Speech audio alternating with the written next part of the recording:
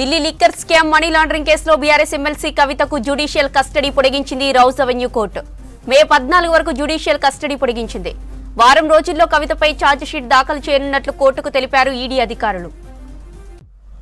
అంతకుముందు rows Avenue court ముందు కవితను హాజరుపరిచారు.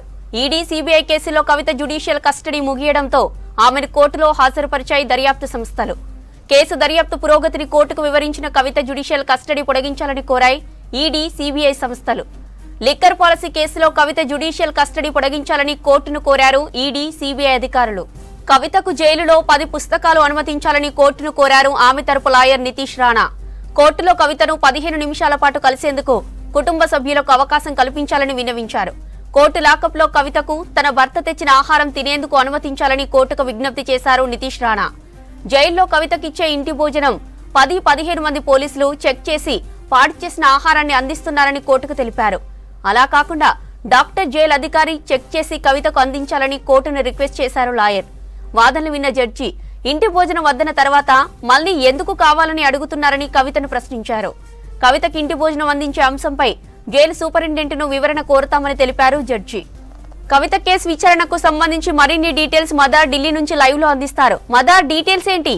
జ్యోతి, ఈడీ కస్టడీ మే 14 వరకు కవితకు సంబంధించిన ఈడీ కస్టడీ అయితే పొడిగించారు. మరి కాసేపట్లోనే సిబిఐ కస్టడీకి సంబంధించి క్లారిటీ రాబోతోంది. ప్రస్తుతానికైతే ఈడీకి సంబంధించిన కస్టడీ పైన వాదనలు ముగిశాయి. కేసు పురోగతిని కోర్టు దృష్టికి తీసుకొచ్చారు. ఇవాటితోటి కవిత, ఈడీ, సిబిఐ 2 కస్టడీలు కూడా ముగియడంతో కస్టడీ ఎక్స్టెన్షన్కి సంబంధించిన పిటిషన్లను 2 దర్యాప్తు సంస్థలు కూడా కోర్టు ముందు ఉంచాయి. దానిలో భాగంగానే మే 14 వరకు కవితకు సంబంధించిన ఈడీ కస్టడీని పొడిగిస్తూ రౌస్ అవెన్యూ కోర్టు నిర్ణయం వెలువరించింది.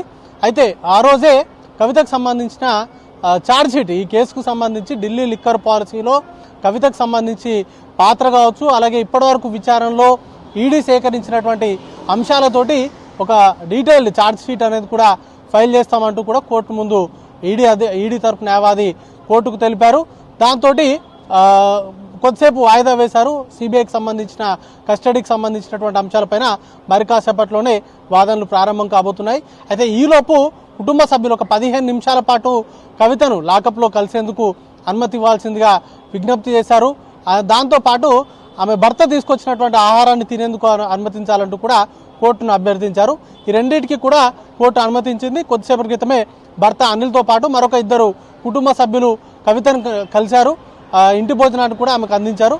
వాటితో పాటు ఒక 10 పుస్తకాలను కవితకి ఇవ్వాల్సిందిగా కవిత తరపు న్యాయవాది వాదనలు వినిపించారు. ఇప్పటివరకు అందించినటువంటి బుక్స్ అన్ని కూడా అయిపోయాయి. ఇప్పుడు అదనంగా మరొక 10 పుస్తకాలు ఇవ్వాల్సిందిగా కోర్టును అడిగారు. వాటితో పాటు ఇంటి భోజనానికి సంబంధించి కూడా విజ్ఞప్తి చేశారు. ఇంటి భోజనం అందించేటువంటి క్రమంలో ఒక 10 నుంచి 15 మంది అధికారులు దాన్ని టెస్ట్ చేసిన తర్వాత కవితకు అందిస్తున్నారు. పాడు చేసిన తర్వాతనే కవితకు ఆహారాన్ని అందిస్తున్నారు.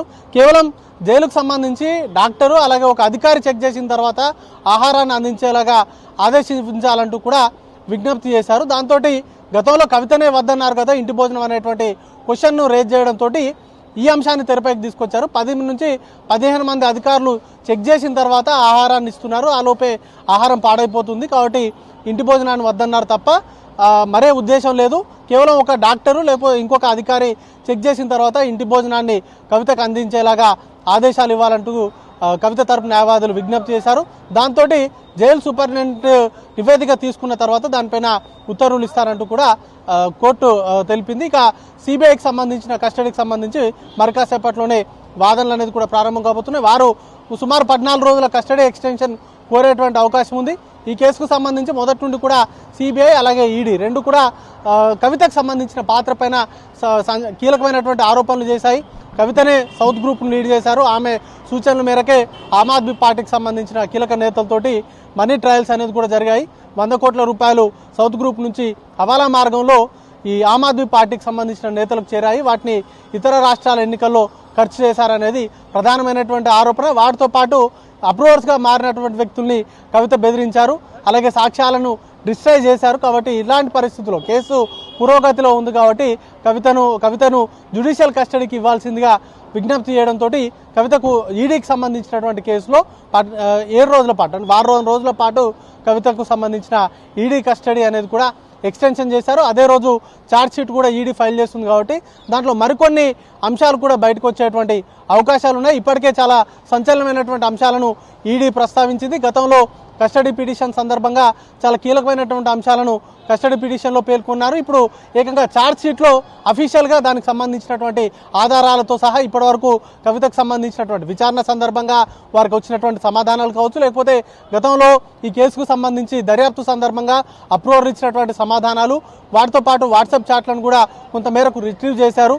కవితకు సంబంధించి ఫోన్లను కూడా తీసుకొని వాటిని దాంట్లో ఉన్నటువంటి డాటాను కూడా రిట్రీవ్ చేశారు కాబట్టి దాంట్లో ఉన్నటువంటి అంశాలను ప్రధానంగా చేరుస్తూ ఛార్జ్ షీట్ అనేది కూడా ఫైల్ చేయబోతున్నారు. కాబట్టి మరికొన్ని సంచలనమైనటువంటి అంశాలు మే 14వ తారీఖున బయటికి రాబోతున్నాయి. ఈ కేసుకు సంబంధించి కీలకమైనటువంటి కీలక పాత్రధారి సూత్రధారి కవిత అనేటువంటి ఆరోపణలు ఉన్న నేపథ్యంలో 14వ తారీఖున ఛార్జ్ షీట్లో ఎలాంటి కొత్త అంశాలు రాబోతున్నాయనేటువంటి ఆసక్తి అయితే అందరిలో ఉంది. ఇక కవిత కూడా మరి కాసేపట్లోనే కోర్టు ముందుకు తీసుకొచ్చేటువంటి క్రమంలో మాట్లాడతానని చెప్పారు కాబట్టి ఆమె ఎలాంటి ఆరోపణలు చేస్తారనే దానిపైన ఇంట్రెస్టింగ్ ఉంది. మరి కాసేపట్లోనే సిబిఐకి సంబంధించిన కస్టడీ పొడిగింపు పైన ఒక పూర్తి స్థాయి క్లారిటీ అనేది కూడా రాబోతా ఉంది జ్యోతి.